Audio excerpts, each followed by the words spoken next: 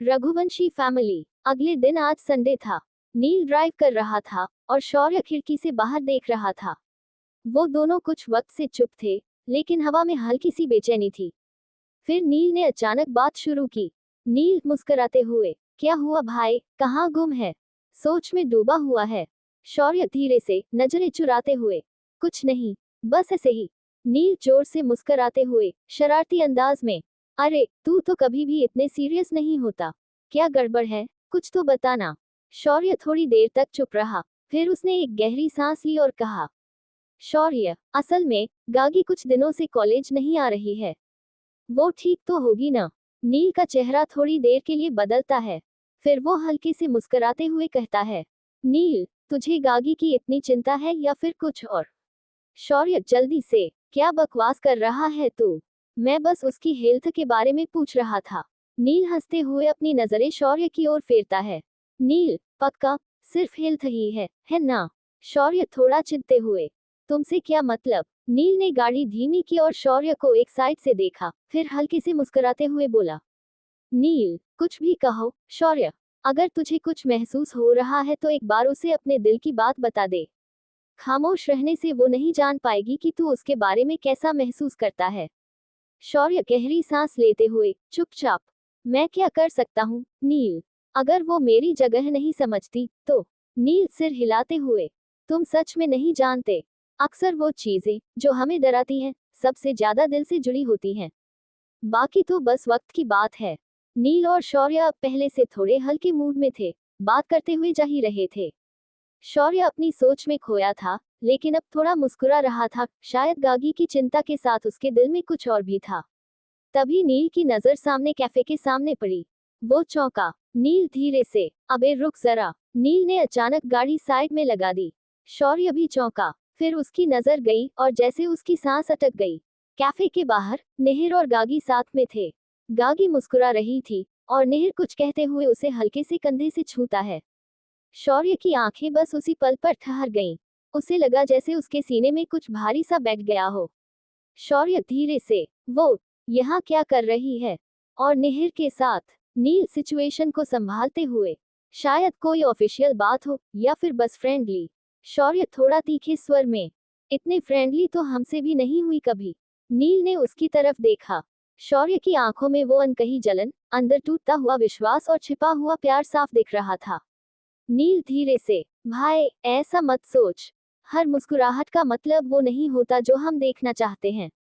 शौर्य नीचे देखते हुए, गले में कुछ फंसा सा महसूस करते हुए, शायद मैं ही गलत था। जो सोचा वो कभी था ही नहीं। नील गहरी सांस लेते हुए, या शायद जो तू सोच रहा है वो सच है, पर तुझे अब तक कहने की हिम्मत नहीं हुई। शायद वक्त अब भी है, उससे पूछ ले। सच जानने से बेहतर कुछ नहीं होता।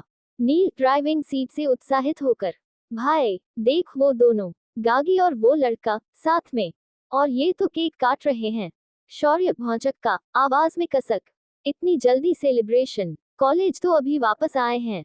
नील आंखें मिचमिचाते हुए, चल चल, चल के देखते हैं कहीं दोस्त से ज्यादा तो नहीं।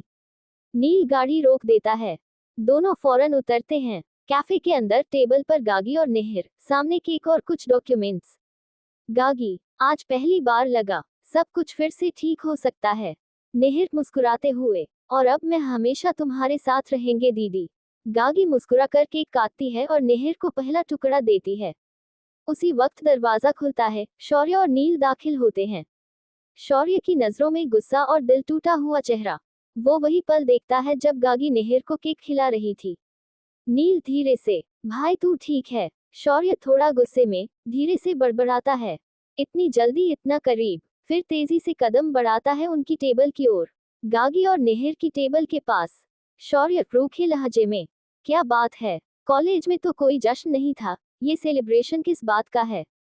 गागी थोड़ा चौंकते हुए उठती है। शौर्य, तुम यहाँ कैसे? निहिर हंसते हुए खड़ा होता है। क्यों? बहन से मिलने कैफे नहीं ला सकता क्या? शौर्य ठिठकता है। बहन? गागी धीरे मुस्कुराकर, हाँ, ये निहिर है, मेरा भाई। शौर्य एक सेकंड के लिए जड़ हो जाता है, जैसे किसी ने दिमाग पर ठंडी बर्फ डाल दी हो। उसकी आंखें अब शर्म से झुकी हैं।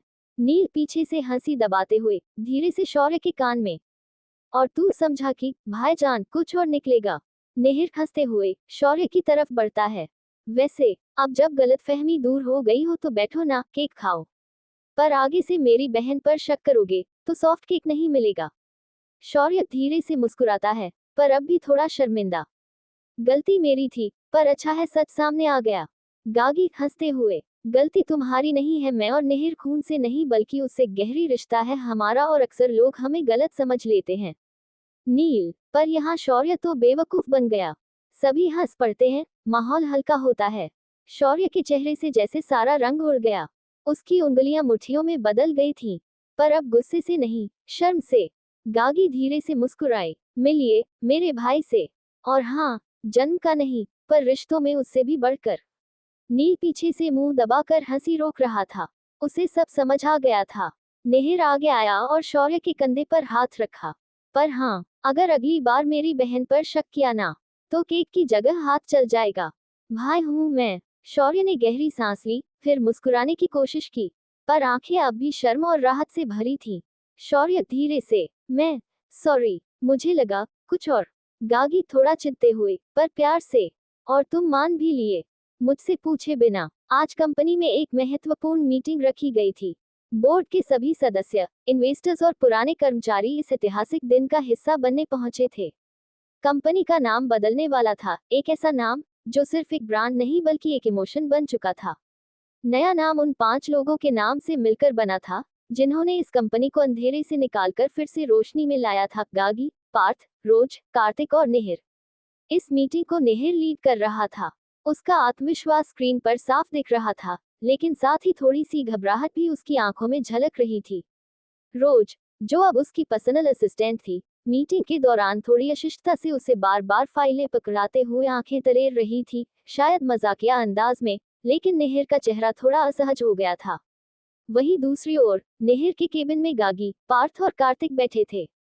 सामने लगी स्क्रीन पर वो सब कुछ लाइव देख रहे थे, निहिर की टेंशन, रोज की तिरछी मुस्कान और पूरा कॉन्फ्रेंस हॉल। गागी के चेहरे पर हल्की मुस्कान थी, उसकी आंखों में गर्व झलक रहा था, अपने भाई को इतने आत्मविश्वास के साथ सबके सामने खड़े देखकर। पार्थ ने धीरे से कहा, भाई अब बॉस लग रहा है, स्टाइल भी सीईओ वाला हो गया है। कार्तिक मुस्कुराया, बस रोज थोड़ी कम डांटे इसे, तो सब परफेक्ट है। तीनों के चेहरों पर हल्की राहत और गर्व की चमक थी, क्योंकि आज सिर्फ कंपनी का नाम नहीं बदला जा रहा था, बल्कि एक नए युग की शुरुआत हो रही थी।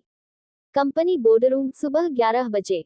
लाइट्स थोड़ी धीमी है, हर चेहरा गंभीर, मगर आंखों में उम्मीद की चमक है।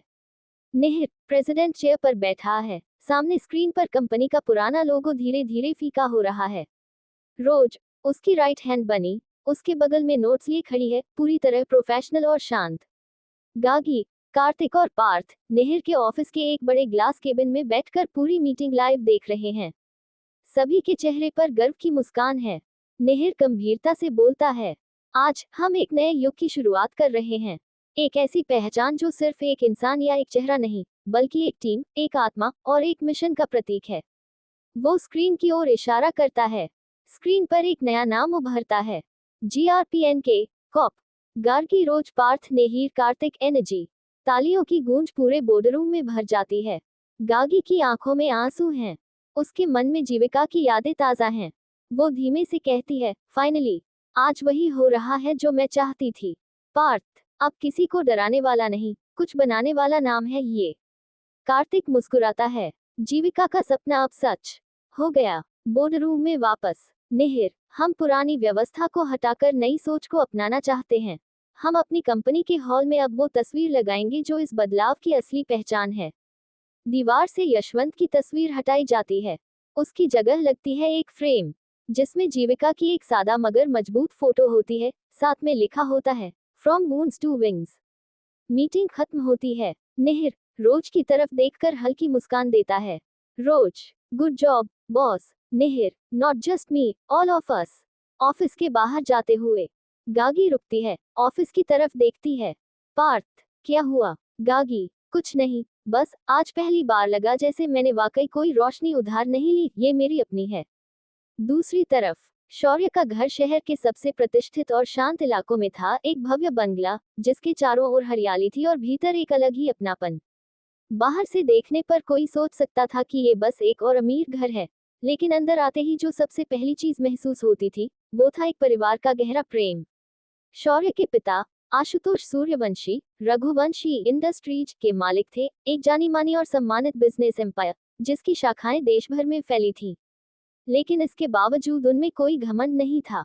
उनका व्यवहार हमेशा शांत, गंभीर और सुलझा हुआ रहता था। बिजनेस की दुनिया में भले ही वह एक सख्त और प्रैक्टिकल इंसान थे, लेकिन घर आते ही वह एक बेहद प्यारे और समझदार पिता बन जाते थे। शौर्य की माँ ममता उस घर की असली जान थी। उनकी आवाज, उनके हाथों का खाना और उनकी ममता पूरे घर में रच बस जाती थी। वो हर सुबह सबसे पहले उठती, पूजा करती और फिर घर के हर सदस्य के लिए कुछ न कुछ खास बनाती। आज भी वो रसोई में थी, हलवा बना रही थी, शौर्य का सबसे पसंदीदा। शौर्य की छोटी बहन अनाया 16 साल की थी, नटखट, शरारती और बेहद प्यारी। उसे सबकी टांग खींचने में मजा आता था, खासकर अपने भैया की। लेकिन वही अनाया जब कभी शौर्य उदास हो तो सबसे पहले चुपचाप आकर उसके पास बैठ जाती थी। उस दिन सुबह का नजारा कुछ खास था। पूरे परिवार ने डाइनिंग टेबल पर साथ में नाश्ता किया। ममता ने गर्मागर्म पराठे पर घी लगाते हुए कहा, शौर्य बेटा, आज तो कॉलेज जल्दी निकलना होगा ना। शौर्य ने मुस्कुराते हुए कहा, हाँ मम्मा, आज प्रैक्टिस सेशन है। तभी अनाया बोल पड़ी, या फिर आज भी गागी के लिए कोई स्पेशल गिफ्ट देने का प्लान है। उसकी इस बात पर शौर्य थोड़ा सा शर्मा गया और ममता ने मुस्कुराकर कहा, तंग मत करो उसे। आशुतोष जी ने अखबार नीचे रखते हुए शौर्य से कहा, बेटा, तुम्हारे अंदर बहुत टैलेंट है। बिजनेस हो या लाइफ, फैसले सोच समझ कर लेने होते हैं, लेकिन दिल की बातों से कभी मत भागना। उनकी ये बात शौर्य के मन में गहराई तक उतर गई। उसके चेहरे पर एक गंभीरता आ गई। कहीं ना कहीं गागी से जुड़ी उलझनों और इमोशंस का बोझ अब दिल से बाहर आने को तैयार था। उसी समय अनाया अपनी प्लेट लेकर आए और मस्ती से बोली, मम्मा, आज भी आप गागी दीदी को घर बुलाने वाली बात शुरू करेगी। ममता जी ने मुस्कुराते हुए पराठा पलटा। हाँ तो, मैं क्या गलत कह रही हूँ? उस दिन के बाद से मन में बस एक ही बात है, उस लड़की से मिलूं, उसका चेहरा देखूं जिसने मेरी बेटी को बचाया और मेरे बेटे की आंखों में चमक ला दी। शौर्य ने अखबार नीचे रख दिया। मम्मा, आपने तो ऐसे बोल दिया जैसे मैं। ममता जी बीच में ही बोल पड़ी, जैसे तू उससे प्रभावित है, वो तो मैं अपनी माँ की आंखों से देख रही हूँ बेटा। आशुतोष जी ड्राइंग रूम से आवाज लगाते हैं, ममता, उस लड़की से मैं भी मिलना चाहता हूँ। शौर्य ने जब मुझे बताया कि उसने बिना डरे गुंडों का सामना किया, तो मुझे अपनी बहन की याद आ गई। आजकल के दौर में ऐसा साहस बहुत दुर्लभ है। अनाया भी मुस्कुराते हुए बोली, और दीदी बहुत स्वीट है मम्मा। जब मैं रो रही थी तो उन्होंने मेरी नाक पोंछते हुए कहा था, तेरी मम्मा को तेरी चिंता है, तो तू मेरी बहन है अब से। ममता जी का हाथ थम गया। उनके चेहरे पर एक अपनापन और गर्व था। बस अब और देर नहीं, आज दोपहर में तुम लोग घर पर रहना। शौर्य, कॉलेज से गागी को लेकर आना। कह देना मम्मा ने बुलाया है, एक माँ मिलना चाहती है उस बेटी से जिसने बिना रिश्ता होते हुए भी हमारी बेटी को अपना समझा। शौर्य थोड़ी देर शांत रहा, फिर हल्की मुस्कान के साथ बोला, ठीक है मम्मा, आज गागी घर आएगी। कॉलेज की घंटी बज चुकी थी। गागी लाइब्रेरी से बाहर निकल ही रही थी कि सामने शौर्य खड़ा मिला, हमेशा की तरह सीधा, लेकिन आज उसकी आंखों में कुछ खास बात थी। गागी, शौर्य ने उसकी ओर आते हुए कहा, आज कुछ जरूरी है। गागी थोड़ा चौंकी, क्या हुआ? सब ठीक है। शौर्य ने सिर हिलाया, हाँ सब ठीक है, लेकिन आज मम्मा ने फिर कहा है, तुम्हें घर लेकर आना है। वो तुमसे मिलना चाहती हैं। और सच कहूं तो अब मैं खुद भी चाहता हूं कि तुम घर चलो। गागी हल्का मुस्कुराए लेकिन उसकी आंखों में झिझक थी। शौर्य, घर, अभी, ऐसे अचानक? शौर्य एक पल चुप रहा, फिर मुस्कुरा कर बोला, अचानक नहीं है गागी, मम्मा तुम्हें बहुत दिन से बुला रही हैं। और पापा, अनाया तो कब से तुम्हारे बारे में बात करती रहती है। तुमने सिर्फ उसकी मदद नहीं की थी उस दिन, बल्कि हमें एक रिश्ता दे दिया था। गागी कुछ पल खड़ी रही। उसके चेहरे पर भावनाओं की हलचल थी। वो चाहती थी टाल दे, लेकिन शौर्य की आवाज में जो अपनापन था, उससे इनकार करना मुश्किल था। थोड़ी देर बाद गागी ने सिर झुकाया और धीमे से कहा, ठीक है, चलती हूँ तुम्हारे साथ। शौर्य के चेहरे पर एक राहत भरी मुस्कान आई। थैंक्स, मेरी मम्मा बहुत खुश होंगी। दोनों एक साथ कॉलेज गेट की ओर बढ़ते हैं। गागी शांत, लेकिन भीतर हल्का उत्साहित और नर्वस। शौर्य पहली बार उसे घर लेकर जाने वाला था। गागी शौर्य के साथ घर आने को मान गई थी, पर उसके दिल में अजीब सी हलचल थी, कहीं ये अजनबी माहौल उसे अस्वीकार न कर दे। लेकिन जैसे ही उसने घर के भीतर कदम रखा, सब कुछ उल्टा था उसकी सोच से। ममता जी ने बड़े प्यार से उसका स्वागत किया। आओ गागी बेटा, कब से सुन रखा है तुम्हारे बारे में। अनाया तो दौड़ती हुई आए और गागी का हाथ पकड़कर अंदर ले गई। आज तुम्हें छोड़ूंगी नहीं दीदी, खूब बातें करनी है। शौर्य के पापा आशुतोष सूर्यवंशी, जो बहुत सख्त माने जाते थे बिजनेस में, उन्होंने भी मुस्कुराकर कहा, शौर्य पहली बार किसी को इतनी खुशी से घर लाया है। अच्छा किया। गागी एक कोने में खड़ी सब देख रही थी। उसकी आंखों में हल्की नमी थी, ये सब उसे पहले कभी नहीं मिला था। एक पूरा परिवार जो बिना शर्त अपना ले, जो बिना किसी स्वार्थ के केवल साथ दे। खाने की मेज पर सब उसकी पसंद पूछ रहे थे। ममता जी ने कहा, तुम्हारी मम्मी क्या बनाती थी जो तुम्हें सबसे ज्यादा पसंद था। गागी हल्की हंसी में बात टाल गई, पर शौर्य ने उसकी नजरों में उस खालीपन को पढ़ लिया।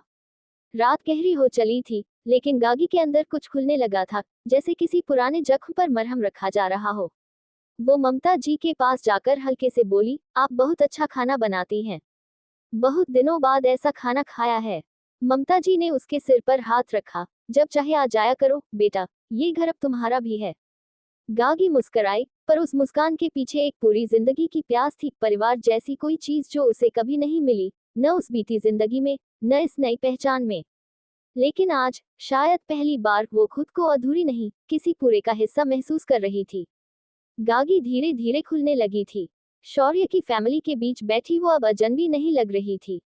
ममता जी चाय बनाकर लाई थी और अनाया तो जैसे गागी के पास से हटने का नाम ही नहीं ले रही थी। दीदी, आप तो बिल्कुल मेरी जैसी हो, अनाया ने मुस्कुराते हुए कहा। नहीं, मैं तो तुमसे भी शरारती थी, गागी ने पहली बार मजाक किया और सब हंस पड़े। शौर्य एक कोने में बैठा सब देख रहा था। गागी की हंसी, उसके चेहरे पर उभरती मासूम खुशी, कुछ ऐसा था जो उसने पहले कभी नहीं देखा था। उसने मन ही मन सोचा, काश ये पल ठहर जाए। ममता जी बीच बीच में गागी से उसका मनपसंद खाना पूछ रही थी। अगली बार आएगी न तो तुम्हारे लिए पूरी कचौड़ी बनाऊंगी। गागी ने मुस्कुराकर कहा, बिल्कुल आऊंगी आंटी। नहीं मम्मा जी। एक पल के लिए सब चुप हो गए। फिर ममता जी ने उसकी ओर प्यार से देखा और कहा, बिल्कुल बेटा, अब से तुम हमारी बेटी ही हो। उस छोटे से पल में गागी की आंखें नम हो गईं, पर वो आंसू छुपाकर हंसी में बदल देती है, जैसे सालों से सीखा हो ये तरीका। शौर्य ने धीरे से उसका हाथ पकड़ लिया, बिना कुछ कहे, सिर्फ एहसास से, तुम अकेली नहीं हो। थोड़ी देर बाद अनाया गागी को घर देखा रही थी। शौर्य ने देखा कि गागी धीरे धीरे छत की ओर चली गई है। बिना कुछ कहे वह भी उसके पीछे चल दिया। छत पर हल्की हवा चल रही थी। शहर की लाइटें नीचे चमक रही थी, लेकिन गागी की आंखें आसमान में कहीं गुम थीं। ठंडी हवा अच्छी लगती है, उसने धीमे से कहा। शौर्य पास आकर बगल में खड़ा हो गया। खामोशी से डर तो नहीं लग रहा। गागी ने हल्की हंसी दी। पहले लगता था, अब नहीं। अब खामोशी में भी अपनापन महसूस होता है। कुछ पल दोनों चुप रहे। फिर गागी ने धीरे से कहा, आज जो कुछ भी मिला, ये सब मैं कभी सोच भी नहीं सकती थी। एक पूरा परिवार, इतने प्यार से, बिना शर्त, ऐसा तो फिल्मों में होता है। शौर्य ने उसकी ओर देखा, तो अब मान सकती हो कि कुछ फिल्में सच होती हैं। गागी उसकी तरफ देखकर मुस्कुरा दी, पर आंखों में हल्का सा नमपन था। सच में ये सब उधारी की रोशनी जैसा लगता है, जैसे किसी और की जिंदगी जी रही हूँ, लेकिन दिल करता है कि ये रोशनी अब मेरी हो जाए। शौर्य ने एक पल उसकी आंखों में देखा, फिर कहा, अगर तुम चाहो, तो ये जिंदगी तुम्हारी हो सकती है, पूरी तरह, सिर्फ तुम्हारी। गागी ने कुछ नहीं कहा, बस उसकी ओर देखा, और पहली बार खुलकर मुस्कुराई। शौर्य ने गागी की ओर देखा, जो रेलिंग पर हाथ रखे चुपचाप खड़ी थी। तुम्हें यहाँ लाकर अच्छा लगा, शौर्य ने धीरे से कहा। गागी ने उसकी ओर देखा, मुस्कुराई, लेकिन कुछ कहे बिना फिर सामने देखने लगी।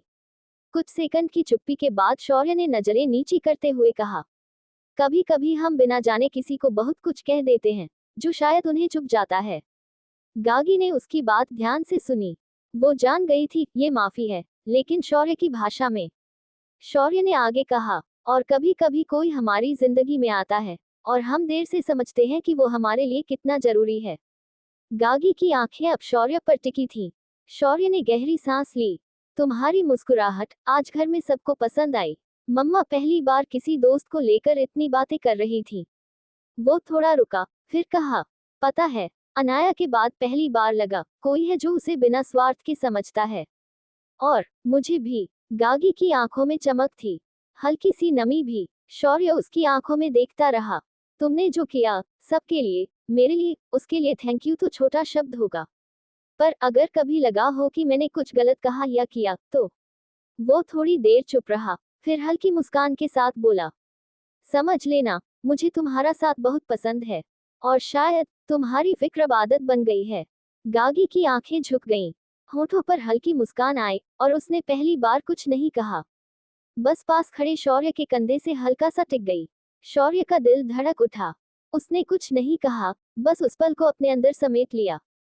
शाम कब रात में बदल गई, पता ही नहीं चला। शौर्य की फैमिली के साथ वो कुछ घंटे ऐसे बीते जैसे वक्त थम गया हो। हंसी, खाना, पुरानी कहानियां और थोड़ी शरारत। गागी के लिए ये सब एक नए एहसास की तरह था, जो उसकी पहली जिंदगी में कभी नहीं मिला था। अब रात गहराने लगी थी। दीवार घड़ी ने 10 बजा दिए थे। शौर्य खड़ा हुआ और गागी की ओर देखा। चलें। गागी थोड़ी झिझकी लेकिन मुस्कुराकर उठ खड़ी हुई। ममता जी तुरंत बोल उठी, इतनी रात को कहाँ भेज रहे हो शौर्य? रोक लो ना आज इसे। उनकी आवाज में सच्चा अपनापन था। अनाया ने भी उत्साह से कहा, हाँ भाभी, मतलब दीदी, यही रुक जाओ ना, कल सुबह साथ में ब्रेकफास्ट करेंगे। गागी के चेहरे पर हल्की मुस्कान आ गई। उसने ममता जी के हाथों को पकड़कर धीरे से कहा, आपका इतना प्यार, पर आज जाना जरूरी है। अगली बार वादा करती हूँ, रुकूंगी। ममता जी ने गागी का चेहरा हाथों में लिया। जैसी मेरी बेटी, जब चाहे आ सकती है। इस घर का दरवाजा तुम्हारे लिए हमेशा खुला रहेगा। शौर्य एक कोने से सब देख रहा था। एक अजीब सी राहत और हल्का गर्व उसके चेहरे पर था। गागी जब निकलने लगी, तो अनाया दौड़कर गले लग गई। प्लीज जल्दी आना, तुम्हारे बिना मम्मा की बातें भी अधूरी लगती हैं। गागी की आंखें नम हो गईं, पर उसने खुद को संभाल लिया। शौर्य ने बिना कुछ कहे दरवाजा खोला, और दोनों बाहर निकल पड़े। गाड़ी में बैठते वक्त एक बार गागी ने मुड़कर घर को देखा, जैसे किसी सपने को अलविदा कह रही हो, या फिर जैसे एक नए रिश्ते की शुरुआत को। रास्ते भर दोनों चुप थे, लेकिन उस चुप्पी में सुकून था, जैसे कुछ कहने की जरूरत ही नहीं थी। आज के लिए इतना ही। आगे पढ़ने के लिए पढ़िए रिबर्थ ऑफ अनलव्ड गर्ल सिर्फ और सिर्फ पॉकेट नॉवल पर।